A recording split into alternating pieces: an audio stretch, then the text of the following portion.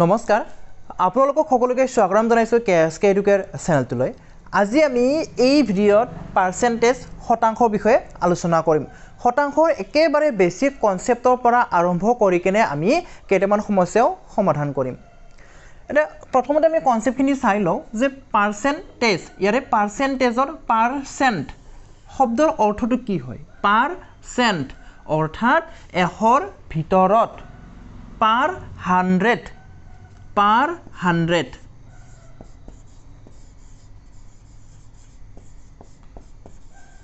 percent মানে হৈছে per 100 এশৰ ভিতৰত এটা এশৰ ভিতৰত বুলি কোৱাৰ মানে কি হয় যেনেকৈ ধৰক এক্সাম্পল লৈছো আমি 50% ইয়াৰ অৰ্থটো কি হয় অৰ্থটো হৈছে এশৰ ভিতৰত 50 এশৰ ভিতৰত 50 আমি কেতিয়াবা লৰা ছোৱালীক বা ছাত্ৰ ছাত্ৰীক আমি খুধু যে তুমি কিমান পাৰ্চেন্ট পালা তুমি কিমান শতাংশ পালা বা শতকৰা তুমি কিমান পালা বুলি আমি খুধু তেতিয়া ৰিপ্লাই দিয়ে আমাক যে মই 85% পালো মই 90% পালো হয়নে কয় নিশ্চয় কয় তো এইবিলাকৰ অৰ্থটো মানে কি হয় এইবিলাকৰ অৰ্থটো হৈছে যে এশৰ ভিতৰত পাইছে 85 এশৰ ভিতৰত পাইছে 90 এটা কোনোবা খুদিব পাৰে স্যাৰ আমাৰ দুখন পৰীক্ষা বিলাক বা মেট্ৰিকৰ ক্ষেত্ৰত দুখন 600 হে থাকে তো এশৰ ভিতৰত কেনেকৈ হ'ল 600 ৰ ভিতৰত হে হ'ব লাগিছিল মানে 600 ৰ ভিতৰত মুঠ কিবা এটা নম্বৰ পাইছে ধৰি লওক 500 পাইছে 600 ৰ ভিতৰত কিমান পাইছে 500 পাইছে তাকে আমি কি কৰিম তাকে আমি ৰূপান্তৰ কৰিম যে বলো এশৰ ভিতৰত কিমান পালে তো সেইটো হৈছে আমাৰ শতকৰা বা শতাংশ গতিকে 85% ৰ অৰ্থটো কি হ'ল এশৰ ভিতৰত 85 90% অৰ্থটো কি হ'ল এশৰ ভিতৰত 90 বিশেষকৈ আমাৰ শপিং মল বিলাকত অফাৰ দিয়ে হয়নে নিশ্চয় দিয়ে এতিয়াতো অফাৰ চলি আছে শপিং মল বিলাকত বলো উইন্টাৰ ফেষ্টিভেলৰ কাৰণে কি হ'ল যে 50% কমাই দিয়া হ'ল 50% অফ দিয়া হ'ল 30% অফ দিয়া হ'ল হয়নে থাকে তো এইবিলাকৰ মিনিংটো কি হয় আমাৰ এইটোৰ দ্বাৰা আমি বুজিবলৈ চেষ্টা কৰিম আমাৰ কি থাকে যে 30% অফ থাকে অফ লিখা থাকে অফ ৰেহাই থাকে এটা এই 30% ৰ ৰেহাইৰ অৰ্থটো কি হয় অফৰ অৰ্থটো কি হ'ল অফ মানে ৰেহাই তো ইয়াৰ কথাটো হ'ল যদি বস্তুটোৰ দাম 100 টকা আছিলে তাৰে 30 টকা কমাই দিয়া হৈছে 30 টকা আৰু নালাগে তো কিমান ল'ব 70 ল'ব কিমান ল'ব 70 ল'ব অফাৰ থাকে যে 50% ৰেহাই দিয়া হৈছে 50% অফ দিয়া হৈছে তাৰ মানে অৰ্থটো হৈছে যে 100 টকাৰ বস্তুটোৰ ওপৰত 50 টকা ৰেহাই দিয়া হৈছে এতিয়া প্ৰথমতে আমি দুটা পদ্ধতি শিকি লম এটা হৈছে আমাৰ যে ভগ্নাংশৰ পৰা শতাংশলৈ কেনেদৰে আমি প্ৰকাশ কৰিম ভগ্নাংশৰ পৰা কি শতাংশ ভগ্নাংশৰ পৰা আমি কেনেদৰে শতাংশলৈ নিম এইটো আমি শিকিম লগতে কি কৰিম যে শতাংশৰ পৰা আমি ভগ্নাংশলৈ কেনেদৰে আনিম ভগ্নাংশৰ পৰা শতাংশলৈ নিবলৈ হলে কি কৰিব এশৰে পূৰণ কৰি দিব এশৰে পূৰণ কৰি উঠি কি কৰিব এই চিহ্নটো দি দিব এইটো হৈছে আমাৰ পাৰ্চেন্টেজৰ চিহ্ন বা শতাংশৰ চিহ্ন আৰু যদি শতাংশৰ পৰা ভগ্নাংশলৈ নিব লাগে হৰণ কৰিব কিহেৰে হৰণ কৰিব ও এশৰে হৰণ কৰিব আৰু যেটো পাৰ্চেন্ট সিম্বল আছিল আমাৰ এই পাৰ্চেন্ট সিম্বলটো উঠাই দিব প্ৰথমতে এইটো শিকিম আমি ভগ্নাংশৰ পৰা কত নিম শতাংশলৈ নিম কি কৰিম এশৰে পূৰণ কৰিম তাৰপিছত কি কৰিম শতকৰা চিহ্নটো আমি দি দিম বা শতাংশ চিহ্নটো আমি দি দিম শতাংশৰ পৰা ভগ্নাংশলৈ নিবলৈ হলে কি কৰিব লাগিব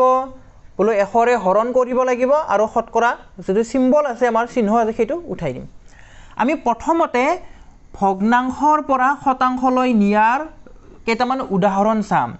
যেনেকৈ ধৰক আমাৰ আছে 4/3 এক্সাম্পল লৈছো আমি 4/3 এইটো কি হৈছে এইটো এটা আমাৰ ভগ্নাংশ হয় এই ভগ্নাংশটো আমি কি কৰিব লাগে আমি শতাংশলৈ নিব লাগে কি কৰিব দিছিলো মই ভগ্নাংশ যদি থাকে শতাংশলৈ নিবলৈ হলে এশৰে পূৰণ কৰিব লাগে আৰু এই শতকৰা সিম্বলটো দিব লাগে তো আমি কি কৰিম আমি 100ৰে পূৰণ কৰি দিম দিলো 100ৰে পূৰণ কৰি তাৰপিছত কি কৰিম আমি এই চিহ্নটো দি দিম শতাংশ চিহ্নটো দি দিম আমি এতিয়া কি কৰক 4টো হৈছে হৰ হয়নে 100টো হৈছে লগ কাটি দিয়ক কাটা যে কাটি দিয়ক বোলো যদি আমি 25 টকাকে 4টা ভাগ লও কি হৈ যায় আমাৰ 100 টকা হৈ যায় অৰ্থাৎ 25 4 গুণ 100 হয়নে তো আপোনালোকে যেতিয়া হৰণ বা পূৰণ কৰা কৰিবলৈ ওলাব তেতিয়া আপোনালোকে সদায় মাইণ্ডত টকাৰ কথা আনিব আপোনালোকে সহজে পাৰিব যেনেকৈ কিছুমান ল'ৰা ছোৱালী এইটো নোৱাৰিবও পাৰে যে 100ক আমি 4ৰে হৰণ কৰিলে কিমান পাম সেইটো নোৱাৰিবও পাৰে যদি সিহঁতক আমি কওঁ বোলো যে 100 টকাক 4টা ভাগ কৰা তেতিয়া সিহঁতে কিন্তু ফটাফট 25 টকা বুলি উত্তৰ দিব কি পালো আমি 25 4 গুণ 100 4য়ে 100 কাটিলে 25 বাৰ থাকিল কি থাকিল আমাৰ 3 পূৰণ 25 3 পূৰণ 25 কিমান শতাংশ হল 3 পূৰণ 25 25 3 গুণ 75 75% আমি কি কৰিলো আমি ভগ্নাংশৰ পৰা শতাংশলৈ আমি ৰূপান্তৰ কৰিলো শতাংশলৈ নিলো 4 ভাগত 3 মানে কি হল 4 ভাগত 3 মানে হৈছে 75% 75 শতাংশ বেলেগ এটা এক্সাম্পল লৈছো আৰু 5 ভাগৰ 2 আৰু এটা এক্সাম্পল লৈছো আমি 5 ভাগৰ 2 ইয়াক আমি কি কৰিব লাগে এই ভগ্নাংশটো আমি শতাংশলৈ নিব লাগে ভগ্নাংশত আছে কি কৰিম 100ৰে পূৰণ কৰিম আৰু শতাংশ চিহ্নটো আমি দি দিম এইটো হৈছে লব এইটো হৈছে হৰ তো কি কৰক 100ক 5ৰে এই 100ক 5ৰে হৰণ কৰি দিয়ক কিমান বাৰ পাম আমি 20 বাৰ পাম 20 বাৰ পাম বোলো 20 টকা 20 টকীয়া যদি 5খন লওঁ আমাৰ কি হৈ যাব 100 টকীয়া হৈ যাব থাকিল কি 2 পূৰণ 20 2 পূৰণ 20 কিমান হল 2 2 গুণ 4 40 শতাংশ আশা কৰিছো আপোনালোকে ধৰিব পাৰিছে যে 5 ভাগৰ 2 মানে কি হল 5 ভাগৰ 2 মানে হৈছে 40 শতাংশ আৰু এটা এক্সাম্পল লৈছো এবাৰ দশমিক থকা এটা এক্সাম্পল লৈছো দশমিক থকা কেতিয়াবা দশমিক ভগ্নাংশটো দিব পাৰে হেতু কাৰণে দশমিক থকা এটা লম দশমিক ভগ্নাংশৰ কাৰণে যে দশমিক ভগ্নাংশৰ পৰা আমি কেনেদৰে শতাংশত লৈ যাম যে 1.5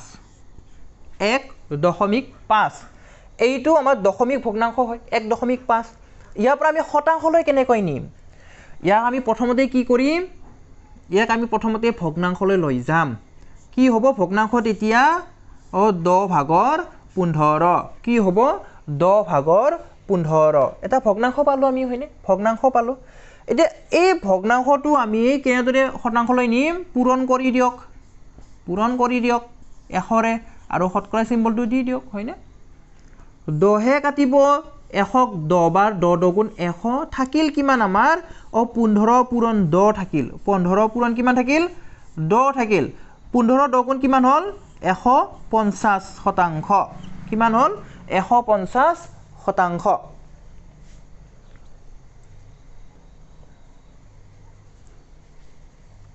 এটা কোনোবাই ধৰিব পাৰে যে 1.5 টো আমি 10 ভাগৰ 15 কেনেকৈ পালো 15ক 10ৰে হৰণ গলে কি পায় 1.5 পায় বা এনেদৰে আপোনালোকে ভাবিব পাৰে চাও এনেদৰে ভাবি ল'ব পাৰে যে কি আছে 1.5 আছে আমি ভগ্নাংশলৈ নিম দশমিক ভগ্নাংশলৈ নিম বোলো 15 টো লিখি লম আমি দশমিকটো উঠাই দিম কি লিখিম 15 টো লিখি লম এই যে দশমিক আছে নহয় দশমিকৰ কাৰণে তলত 1 লিখিব তাৰ পিছত চাব যে দশমিকৰ পিছত কেইটা অংক আছে দশমিকৰ পিছত এটাই অংক আছে গতিকে এটা 0 অৰ্থাৎ কি পালো 10 ভাগৰ 15 এতিয়া এইখিনিত আমি কি শিকিলো এইখিনিত আমি ভগ্নাংশৰ পৰা শতাংশলৈ নিয়া শিকিলো কেতিয়াবা প্ৰশ্নবিলাকত ডাইৰেক্টলি শতাংশটো নিদি কেনে কি দিব পাৰে অনুপাতত দিব পাৰে তেতিয়া আমি কি কৰিম যদি অনুপাতৰ পৰা শতাংশলৈ নিব লগা হয় তেতিয়া কি কৰিম আমি অনুপাতৰ পৰা কি কৰিম অনুপাতটো যদি দিয়া আছে তেতিয়া সেই অনুপাতটো আমি কি কত লিখি লম ভগ্নাংশত লিখি লম বাকিখিনি আমাৰ সেম টু সেম যেনেকৈ ধৰক 3:2 কি হল 3:2 আছে এই 3:2ক আমি কি কৰিব লাগে এই 3:2ক 3:2ক আমি শতাংশলৈ নিব লাগে কি কৰিম ইয়াৰ পৰা আমি ভগ্নাংশটো লিখি লম কি হ'ব যেটো প্ৰথম পদ আছে প্ৰথম পদটো সদায় কি হয় লব হয় অৰ্থাৎ 2/3 হল ভগ্নাংশটো কি হল 2/3 এটা আমি ভগ্নাংশটো পালো কি কৰিম 100 ৰে পূৰণ কৰিম হয়নে 100 ৰে পূৰণ কৰিম শতাংশ চিহ্ন দিম 2 ৰে 100 কাটিম কিমান যাব বোলো 50 টকা দুখন হলে আমাৰ 100 টকা হয় হয়নে এটা কি পাও আমি কি থাকি গল 3 পূৰণ 50 থাকি গল এতিয়া 50 টকা যদি 3খন হয় কিমান হ'ব 150 টকা হ'ব অৰ্থাৎ 150 হ'ব আমাৰ কি মানে 150 হয় 3:2 মানে শতাংশত কি হল 3:2 মানে শতাংশ হৈছে আমাৰ 150% 150 শতাংশ এতিয়া আমি উলুটাটো শিকিম কোনটো শিকিম এইখিনি আমি শিকিলো ভগ্নাংশৰ পৰা শতাংশলৈ নিয়া শিকিলো দশমিক ভগ্নাংশৰ পৰা শতাংশলৈ নিয়া শিকিলো অনুপাতৰ পৰা শতাংশলৈ নিয়া শিকিলো এতিয়া আমি শিকিম যে শতাংশৰ পৰা আমি কেনেদৰে ভগ্নাংশলৈ আনিব পাৰো আৰু কেতিয়াবা শতাংশৰ পৰা ডাইৰেক্টলি কি দিব পাৰে অনুপাতলৈ নিয়াও দিব পাৰে গতিকে শতাংশলৈ প্ৰথমতে কি কৰিম আমি ভগ্নাংশলৈ নিম কেনেকৈ নিম ও যে 100 ৰে হৰণ কৰি নিম শতাংশৰ পৰা ভগ্নাংশলৈ কি কৰিম 100 ৰে হৰণ কৰিম যেতিয়া ভগ্নাংশ পাম ভগ্নাংশ বুলি কোৱাৰ লগে লগে কি আহে আমাৰ সদায় লব আহিব ওপৰত হৰ আহিব তলত আৰু ইয়াকে আমি কেনেদৰে লিখিম অনুপাতত যদি লিখো লব অনুপাত কি হ'ব হৰ হ'ব লব অনুপাত কি হ'ব হৰ হ'ব আৰু এইখিনি স্টেপত আপোনালোকে কি কৰিব লঘিষ্ঠ আকাৰত নিব লঘিষ্ঠ আকাৰত নিব কিন্তু এইখিনিত এতিয়া এক্সাম্পল চাও আমি যে 25% এক্সাম্পল লৈছো 25% এই 25%ক আমি কেনেদৰে ভগ্নাংশলৈ নিম কৰিব কি দিছো 100 ৰে হৰণ আৰু এই যে শতাংশৰ চিহ্ন আছে পাৰ্চেন্টেজ সিম্বল আছে হেতু কাটি দিয়া গতিকে কি হ'ব হেতু আমাৰ 100/25 কি হ'ব 100/25 আমি 100 ৰে হৰণ কৰিলো পাৰ্চেন্টেজ সিম্বলটো কাটি দিলো এটা লঘিষ্ঠ আকাৰলৈ নিয়ক 25 × 25 25 4 × 100 অৰ্থাৎ কি পালো আমি 4/1 পালো 4/1 এই 4/1 টো হৈছে আমাৰ ভগ্নাংশ 4/1 টো কি হয় ভগ্নাংশ হয় যদি কয় বোলো অনুপাতত কি হ'ব তেতিয়া কি লিখিম আমি 1/4 লিখিম 1/4 লিখিম বেলেগ এটা এক্সাম্পল লৈছো এবাৰ লৈছো 30% ধৰা 30%ক আমি কি কৰিব লাগে 30%ক আমি ভগ্নাংশলৈ নিব লাগে কি হ'ব 100 ৰে হৰণ হ'ব কি হ'ব 100 ৰে হৰণ হ'ব আমি 30ক 100 ৰে হৰণ কৰি দিম হল এটা লঘিষ্ঠ আকাৰলৈ নিম 0 কাটি দিলো 0 কাটা মানে কি হয় জানেনে 0 কাটা মানে হৈছে আমাৰ 10 ৰে হৰণ এটা 0 যদি কাটি দিছো 10 ৰে হৰণ ওপৰত দুটা 0 তলত দুটা 0 যদি কাটি দিছো 100 ৰে হৰণ গতিকে থাকিল কি আমাৰ থাকিল 10/3 এই 10/3 টো হৈছে আমাৰ ভগ্নাংশ অনুপাতত কি হ'ব তেতিয়া হলে অনুপাতত হ'ব 3:10 একেবাৰে সৰু সুৰাৰ পৰা আপোনালোকক শিকাই আছো একেবাৰে বেসিক কনসেপ্ট হয় এইখিনি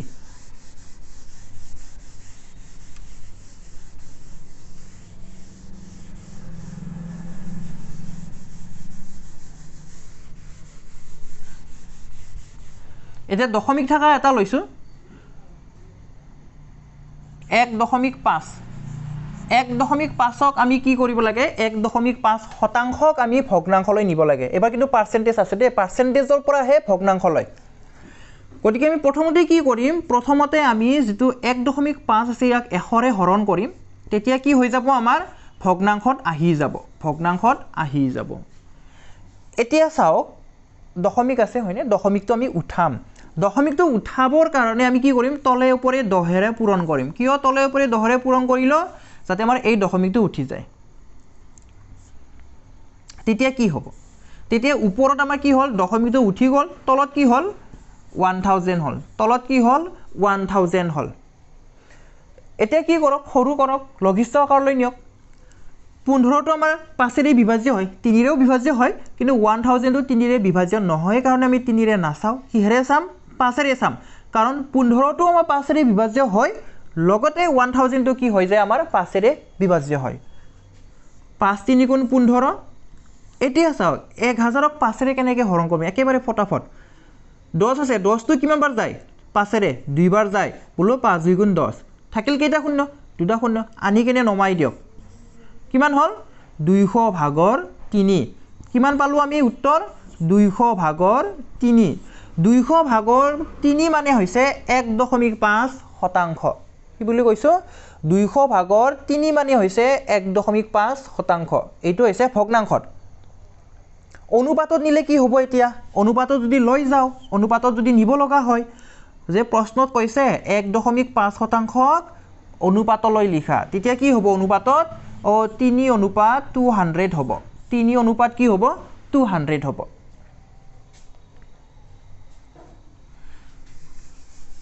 এইখিনি কনসেপ্ট আমি শিকিলো এতিয়া আমি কি শিকিম যে কোনোবা এটা সংখ্যাৰ কি কৰিব লাগে আমি বা কোনোবা এটা নাম্বাৰৰ আমি কিবা এটা পাৰ্সেন্ট উলিয়াব লাগে যেনেকৈ ধৰক আমাৰ যে নম্বৰ বিলাক যে আহে পৰীক্ষাত মেট্ৰিক পৰীক্ষাতে ধৰি লওক বলো যে আমাৰ কি আছে 600 আছে টোটাল কি আছে 600 আছে এই 600ৰ কি পালে এজন ছাত্ৰই কিমান পালে যে 420 পালে কিমান পালে 420 পালে 600 নম্বৰৰ পৰীক্ষাত 420 পালে হল তো কিমান পাৰ্সেন্ট হ'ব হেতু এটো আপোনাক কমেন্ট বক্সত জনাবচোন এইটো কমেন্ট বক্সত জনাওক যে এজন লৰাই 600ৰ যেটো নম্বৰ আছে পৰীক্ষাত তাৰে ভিতৰত 420 পালে এটা পাৰ্সেন্টেজত কিমান হ'ব হল এখিনি আপোনাক কমেন্ট বক্সত জনাব পাৰ্সেন্টেজত কিমান হ'ব এতিয়া আমি কি কৰিম যে কোনোবা এটা সংখ্যাৰ আমি পাৰ্সেন্ট নিৰ্ণয় কৰিম ধৰিছো 600 ৰে ধৰি লৈছো ধৰক 600ৰ 600ৰ আমি কি কৰিব লাগে আমি 30% নিৰ্ণয় কৰিব লাগে 600ৰ 30% কিমান হ'ব ৰৰ জায়গাত সদায় কি আহিব মনত ৰাখিব ৰৰ জায়গাত পূৰণ আহে 600 পূৰণ ৰ মানে হৈছে পূৰণ এতিয়া 30% মানে হৈছে 30/100 30/100 হয়নে ভগ্নাংশ 30/100 হয় আমাৰ 0 0 0 0 কাটি দিয়ক তেতিয়া কি থাকিল হেতু হ'ব আমাৰ 600ৰ 30% পূৰণ কৰি দিয়ক 60 আৰু 3 পূৰণ কৰি দিয়ক 6 3 গুণ 18 অৰ্থাৎ 180 600ৰ 30% মানে হৈছে 180 হল এটা এই লাইনটো নিলিখাকে মুখে মুখে কেনেদৰে উলিয়াম ইটো লাইনতে আমি হয়নে মুখে মুখে কেনেদৰে উলিয়াম কেনেকৈ উলিয়াম চাও পাৰ্সেন্টেজ যদি থাকে হেতু সদায় কি আমাৰ 100ৰে হৰণ হয় গতিকে কি কৰক যেটো 100ৰ আমাৰ দুটা শূন্য থাকে বিচাৰিব যে এতে দুটা শূন্য এভেইলেবল আছে নেকি আছে কাটি দিয়ক তেতিয়া এই পার্সেন্টেজ সিম্বলটো কাটি যাব এই পার্সেন্ট সিম্বল মানে কি 100ৰে হৰণ 100 দুটা শূন্য থাকে গতিকে পার্সেন্ট সিম্বলটো কাটি কেনে আপোনালোকে চাওক যে দুটা শূন্য এভেইলেবল আছে নে নাই যদি আছে কাটি দিয়ক এই দুটা শূন্য কাটি দিলো হল কাটি দিলো ৰ মানে কি হয় পূৰণ থাকিল কি 60 পূৰণ 3 6 3 গুণ 18 শূন্যটো বহাই দিয়ক কি হ'ব 180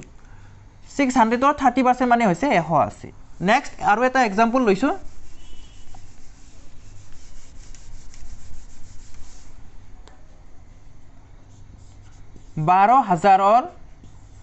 12000ৰ কি হ'ব 45% কিমান হ'ব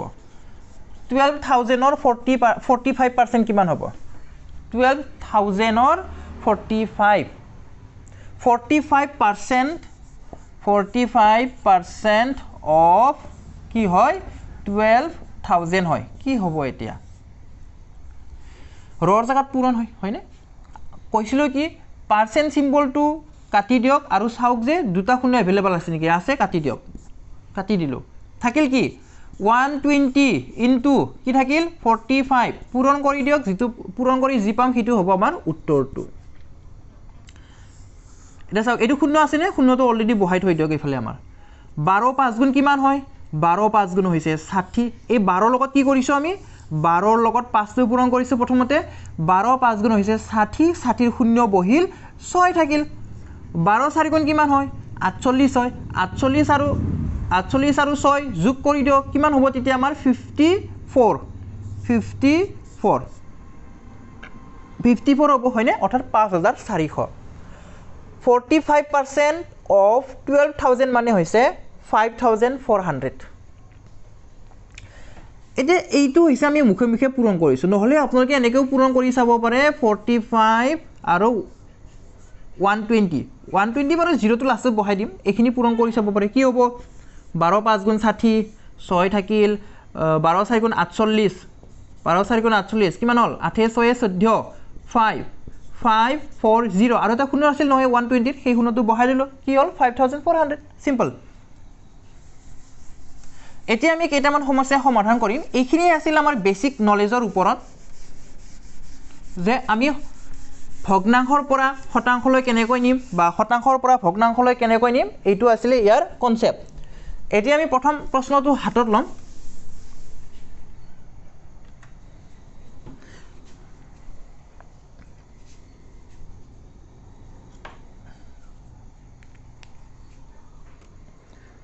কৈছে কি যে এটা কম্পিউটাৰৰ দাম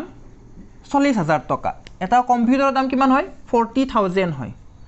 30% ৰেহাই দিয়া পিছত কম্পিউটাৰৰ দাম কিমান হ'ব কিমান ৰেহাই দিছে 30% ৰেহাই দিছে তো 100 ভিতৰত 30 টকা কমি যাব কিমান থাকিল 70 থাকিল আমাৰ হয়নে 70 থাকিল তো যেটো কম্পিউটাৰ আছিল হেতু দাম লিখা আছে 40000 দাম কিমান লিখা আছে 40000 লিখা আছে 40000 ৰ আমি কিমান উলাব লাগে এটা ওয়াৰ্ড কিমান হৈ আছে মূল্য কিমান হৈ আছে সেই কম্পিউটাৰটোৰ কিমান পার্সেন্ট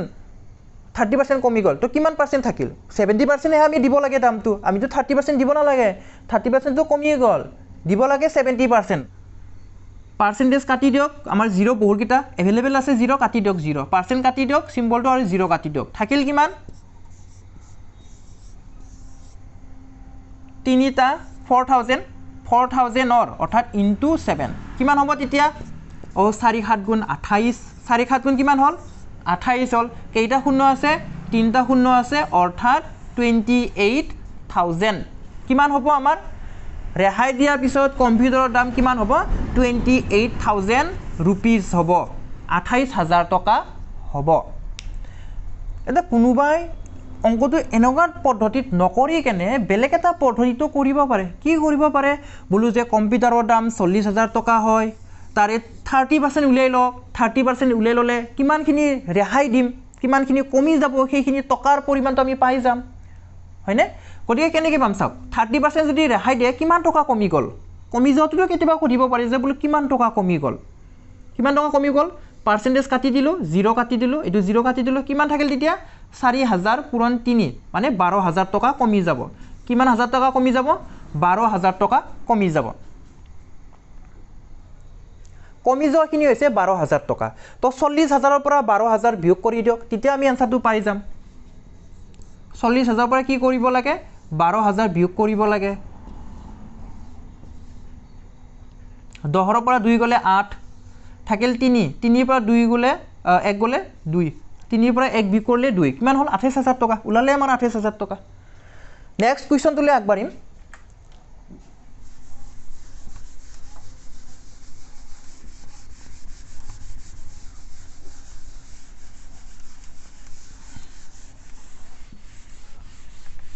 কি দিছে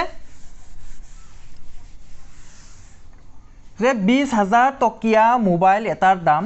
5% বৃদ্ধি কৰিলে কিমান বৃদ্ধি কৰিছে 5% বৃদ্ধি কৰিছে আৰু পিছত 5% হ্ৰাস কৰিলে শতাংশৰ বৃদ্ধি অথবা হ্ৰাস কিমান হ'ব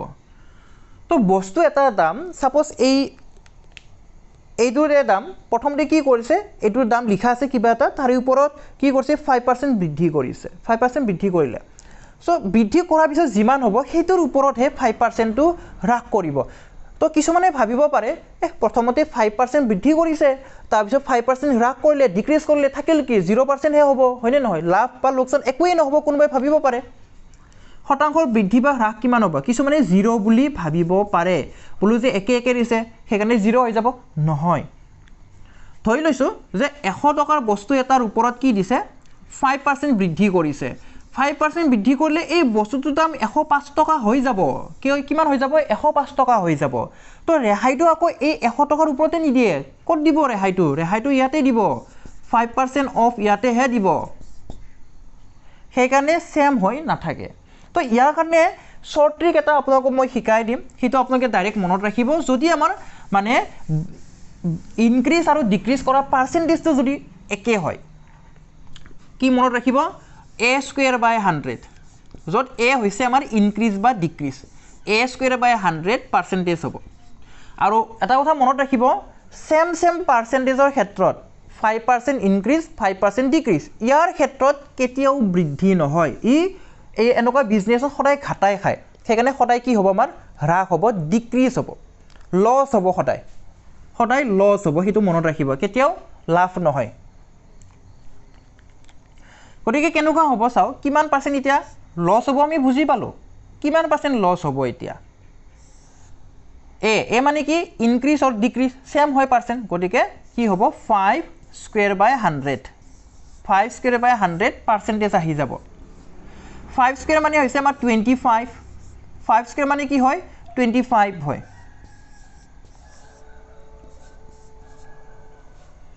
এতিয়া যদি এনসাৰটো কেতিয়াবা যদি দশমিকত থাকে তেতিয়া কি হ'ব আমাৰ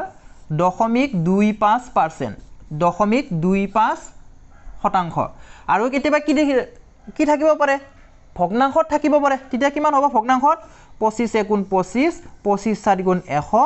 1/4% ভগ্নাংশত যদি থাকে অপচনটো তেতিয়া 1/4% যদি দশমিকত থাকে 0.25% হ'ব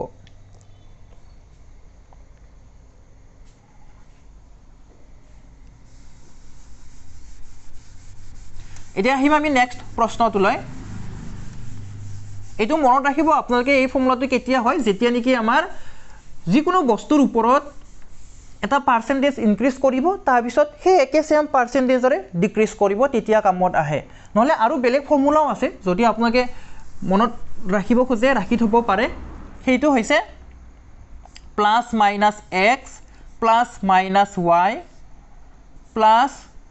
প্লাস মাইনাস x ইনটু কাৰণে মই ডট ইউজ কৰিছো বাৰু এটো প্লাস মাইনাস y বাই 100 কি হয় পাৰ্সেন্টেজ হয় ইয়াতে প্লাস মাইনাস কেতিয়া আমি ইউজ কৰিম যদি ইনক্ৰিজ কৰিছে প্লাস ইনক্ৰিজ যদি কৰিছে প্লাস যদি ডিক্ৰিজ কৰিছে কি হ'ব ডিক্ৰিজ যদি কৰিছে মাইনাস হ'ব তো এতিয়া চাও আমি কৰি যাম x তো আমি ইনক্ৰিজ কৰাৰ কাৰণে ধৰিম বাৰু ইয়াতে ইনক্ৰিজ কৰিছে কিমান পাৰ্চেন্ট ইনক্ৰিজ কৰিছে বলো 5% ইনক্ৰিজ কৰিছে তেতিয়া x তত আমি কি লিখিম আমি ইনক্ৰিজ কৰাৰ কাৰণে +5 লিখিম বা ডাইৰেক্ট 5 লিখিম ডাইৰেক্ট আমি কি লিখিম 5 লিখিম এটা ডিক্ৰিজ কৰিছে হয়নে তো y তো আমি কি লিখিম y to ডিক্ৰিজৰ কাৰণে লিখিম -5 লিখিম প্লাস তাৰ পিছত x তো আমি ইনক্ৰিজৰ কাৰণে লিখিছো কিমান হ'ব +5 ডট মানে ইয়াতে পূৰণ হয় নলে ইয়াতে এনেকে পূৰণ লিখিলে হয়তো পূৰণ আৰু x ৰ জাগাত কি হ'ব পাৰে খেলিমেলি লাগি যাব পাৰে সেইকাৰণে মই ডটটো ইউজ কৰিছো পূৰণৰ কাৰণে y to কি আছিল ডিক্রিজ আছিল গতিকে -5 ডিভাইড বাই কি হয় 100 হয় এটো পার্সেন্টেজ হয় লাষ্টত 5 কাটা যাব যেটো এটা প্লাস হয় এটা মাইনাস হয় তো থাকিল কি আমাৰ এটা এফালে প্লাস আছে এফালে মাইনাস আছে কি হল plus minus hall 5 into 5 25 is divided by 100% তো কিমান হল ইটো -0.25% হল নে মাইনাস কি হৈছে আমি মাইনাসৰ কাৰণে কি লৈছিলো ডিক্ৰিজ লৈছিলো মানে আমাৰ লস হয় গতিকে আপোনালোকে এইটো ফৰ্মুলা মনত ৰাখিব পাৰে কেতিয়াবা কি হ'ব পাৰে কেতিয়াবা হয়তো পাৰ্চেন্টেজটো সেম নাথাকিবও পাৰে তো সেম নাথাকিলে এইটো ইউজ কৰিব আৰু সেম থাকিলে কি ইউজ কৰিব ও a² / 100 টো ইউজ কৰিব a² / 100 এটো সেম থাকিলে সেম নাথাকিলে এইটো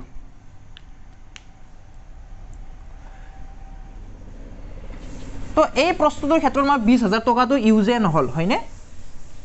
যদি আমি যেটো নৰমাল ফৰ্মুলা হয় যে ক্লাসিক ফৰ্মুলা আছে হেতৰে যদি কৰিব যাও এই অঙ্কটো কিন্তু যথেষ্ট দীঘল হ'ব এইটো হৈছে শর্ট ট্রিক এতিয়া আহিম আমি পৰৱৰ্তী প্ৰশ্নটোলৈ এৰ দৰমহা প্ৰথমে 15% বৃদ্ধি কৰি পিছত 15% হ্ৰাস কৰা হল দৰমহাৰ কি খলনি হ'ব দৰমহাৰ কি খলনি হ'ব বুলি কোৱাৰ লগে লগে মানে ইনক্ৰিজ হ'ব নে ডিক্ৰিজ হ'ব হেতু খুদিছে গতিকে আগৰটো নিচিনা কি হয় আমাৰ সেম টু সেম হয় যে প্ৰথমে কি বৃদ্ধি কৰিছে 15% বৃদ্ধি কৰিছে পিছত কিবা কাৰণ ধৰক কোম্পানীটো কিবা কাৰণত লছ হ'ল সেইকাৰণে কি কৰিলে আকৌ 50% 15% ডিক্ৰিজ কৰি দিলে কমাই দিলে তো এতিয়া সেই মানুহজনৰ দৰমহা কি সলনি হ'ব মানে ইনক্ৰিজ হ'ব নে ডিক্ৰিজ হ'ব সেইটো সুধিছে আপোনালোকে নিশ্চয় উত্তৰটো ধৰিবই পাৰিলে কি কৰিব লাগে যেটো সেম হয় পাৰ্সেন্টেজ কি হ'ব a²/100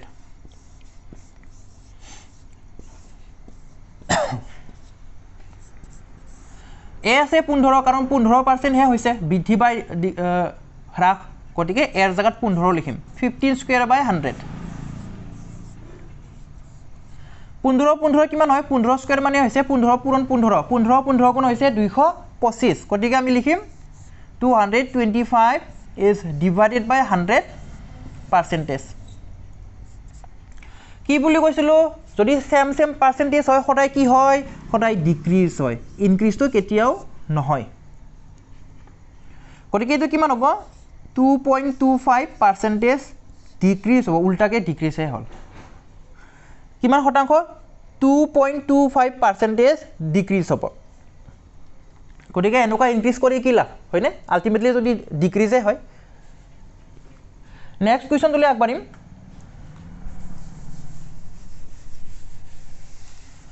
কি আছে 600টা আপেল আছে এটা এই 600টা আপেলৰ 35% কি হৈ গল আমাৰ ও 35% পচি গলে ভাল অৱস্থাত থকা আপেলৰ সংখ্যা নিৰ্ণয় কৰা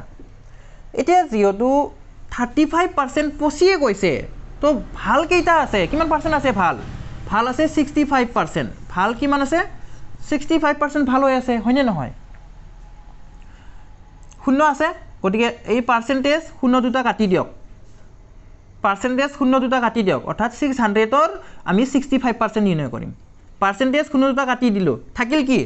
6 পূৰণ 65 গতিকে পূৰণ কৰি দিয়ক তেতিয়া আমি এনসাৰটো পাই যাম 6 5 গুণ 30 খাতে 3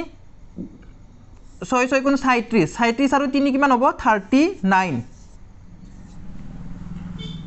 6 5 গুণ 30 3 ঘাটে থাকিল 6 গুণ 37 লগত 3 কিমান হ'ব 39 গতিকে 390 টা কি হৈ আছে আমাৰ ভাল কন্ডিশনত আছে গুড কন্ডিশনত কেইটা আছে আপেল 390 টা আছে নেক্সট প্ৰশ্নটোলৈ একবাৰো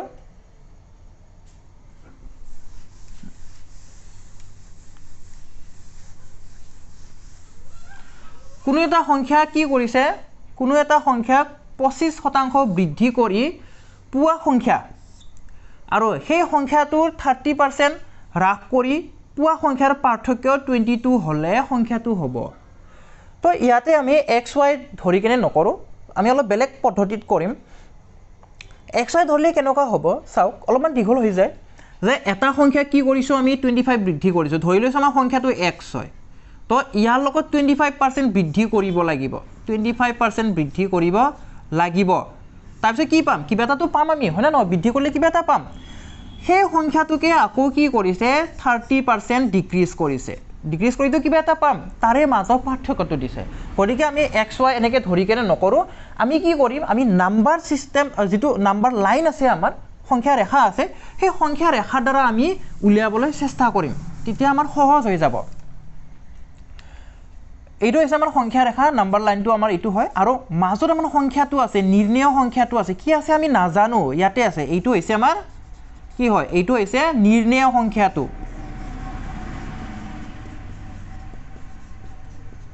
নিৰ্ণয় সংখ্যাটো এইটো হয় এতিয়া চাওক যেতিয়া বৃদ্ধি কৰিম বৃদ্ধি আমাৰ কি হয় বৃদ্ধি সদায় ইফালে যায় না নহয় ইনক্ৰিজটো ইফালে হয় বৃদ্ধি বিলাক ইফালে থাকে আৰু মাইনাস বিলাক ইফালে থাকে বাওফালে থাকে মাইনাস বিলাক সংখ্যা বিলাক কম বিলাক ইফালে থাকে তো যেতিয়া আমি কিমান পার্সেন্ট 25% বৃদ্ধি কৰিলো তেতিয়া হি ধৰিছো এই সংখ্যাটোৰ পৰা এইটো পজিশনৰ পৰা এইখিনি লৈকে আহি পালে এইখিনি হৈছে আমাৰ 25% এইখিনি লৈকে আহি পালে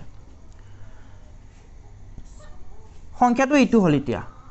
আৰু সংখ্যাটোৰ 30% হ্ৰাস কৰি পোৱা সংখ্যা গতিকে সংখ্যাটো এইটো আছিল 30% হ্ৰাস কৰিলে এইফালে আহিব ধৰি লৈছো এইখিনিত আহি পালে এইটো পজিশনত আহি পালে 30% হ্ৰাস কৰাৰ কাৰণে -30% ধৰি লৈছো সংখ্যাৰ পাৰ্থক্য 22 হলে সংখ্যাৰ পাৰ্থক্য মানে এই দুটা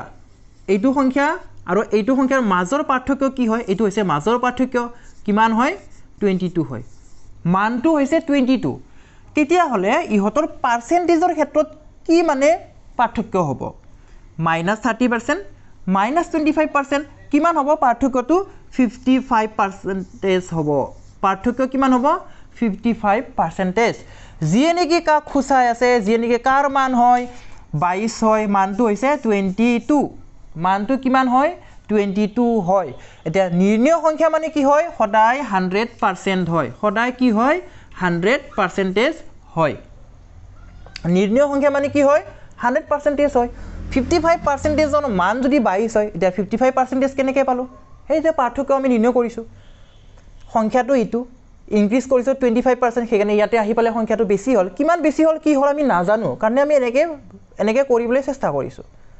30% ডিক্ৰিজ কৰিছো কাৰণ এই বাওফালে আহি গ'ল ইয়াতে থাকিল এতিয়া এই দুটাৰ পাৰ্থক্যটো কিমান হ'ল পাৰ্থক্যটো হৈছে 55% কেনেকৈ 55% হ'ল 25% মাইনাস পাৰ্থক্য মানে মাইনাস আপোনালোকে সকলোৱে জানে -30% এটা মাইনাস ইয়াতে কিয় লিখিলো ডিক্ৰিজ হৈছিল কাৰণে মাইনাস লিখিলো তো পাৰ্থক্য কিমান হ'ল 25% প্লাস 30% কিমান হ'ল দুটা যোগ কৰি দিও 55% যিয়ে নেকি বা যাৰ মান কিমান হয় 22 হয় ইয়াছা পাৰ্থক্য 22 বুলি দিয়া আছে গতিকে 1%ৰ মান কিমান হ'ব এতিয়া আমি ঐকিক প্ৰণালীটো ব্যৱহাৰ কৰিম ইয়াতে 55 ভাগৰ 22 হ'ব উলিয়াব কি লাগে নিৰ্ণয় সংখ্যাটো 100% বুলি মই কৈ দিছো গতিকে কিমান উলাল 100% মানে কিমান হ'ব এতিয়া পূৰণ কৰি দিয়ক 55 ভাগৰ 22 পূৰণ 100 এইটো সংখ্যাটো হুচাব 100% সংখ্যাটো হুচাব 11 ৰে কাটো আমি বলো 11 2 গুণ 22 11 5 গুণ 55 এতিয়া 5 এ কাটিব 100 কিমান বাৰ বলো 20 বাৰ কি থাকিল 2 পূৰণ 20 থাকিল 20 টকা নট যদি 200 হয় কিমান হয় 40 টকা অৰ্থাৎ 40 হ'ব সংখ্যাটো কিমান হয় 40 হয় নিৰ্ণয় সংখ্যাটো হৈছে 4040 এতিয়া আইছো অন্তিমটো প্ৰশ্নলৈ আজি ভিডিওৰ অন্তিমটো প্ৰশ্ন হয়